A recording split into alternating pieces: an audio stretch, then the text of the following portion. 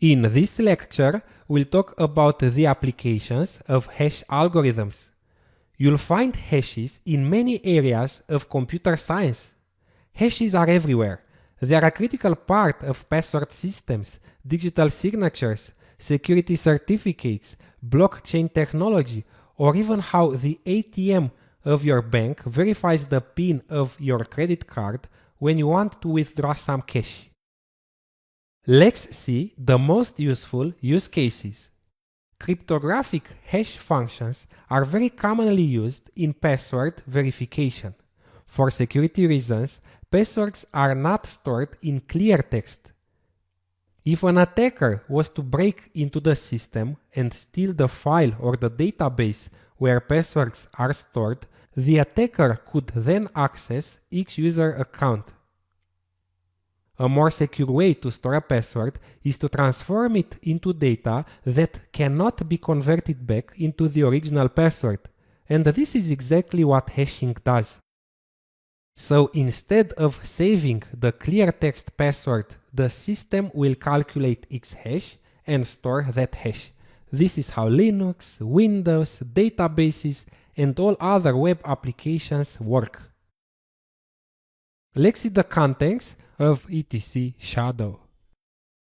Let's take a look at this line. This is the saved hash of the password of user Kali. No one can find out what is its password. By the way, there is another dedicated lecture where I have explained in great detail how the Linux system stores the user's passwords. I'd recommend you to watch that video as well. Okay, later when the user wants to authenticate, he will enter his clear text password. The system will immediately calculate the hash of the entered password and compare it to the hash saved in the password file. If the hashes are equal, it means that the user has entered the correct password. Remember that each input, in this case password, has its own unique hash which is deterministic. A wrong password would have given another hash. Sometimes the password is combined to another piece of random data called salt. In this example, this is the salt, and hashed all together. Due to rainbow tables, hashing alone is not sufficient to protect passwords from mass exploitation. There is another section on rainbow tables, and I recommend you to watch those videos as well. Let's move on and talk about file integrity. Hashing is also used to verify the integrity of a file after it has been transferred from one place to another. When downloading an important document, new software, or when updating existing one, you want to ensure that your installation is safe, unaltered, and from a reputable source. Let's imagine you want to install a new Linux distribution on your computer. Normally, you go and download it from a mirror, which is an HTTP server closer to you geographically. It would be easy for a malicious entity to modify the installation kit so that it contains exploits or malware and host it unofficially. To prevent this issue, you'll generate the hash or checksum of your downloaded ISO file and verify that it matches the hash published on the official website. In this example with Kali Linux, this hash. If the hashes are equal, it confirms the ISO file hasn't been tampered with or corrupted. But if they are not equal, it means your downloaded image's integrity is compromised.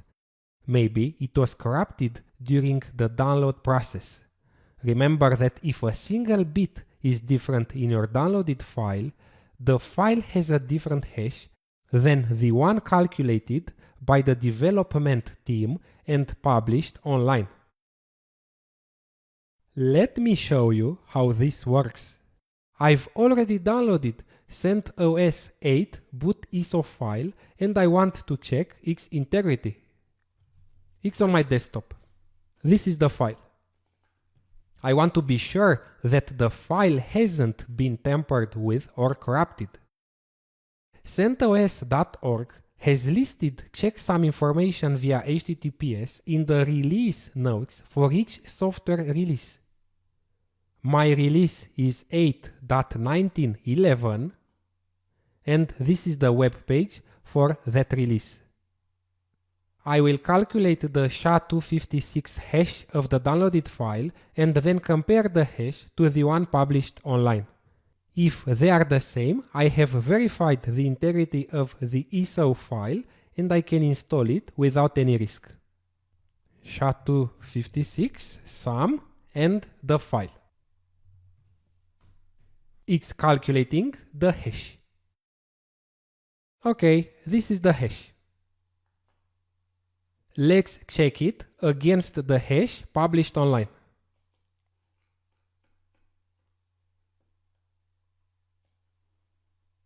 Okay, it starts with 7FEA, 1322B, and so on.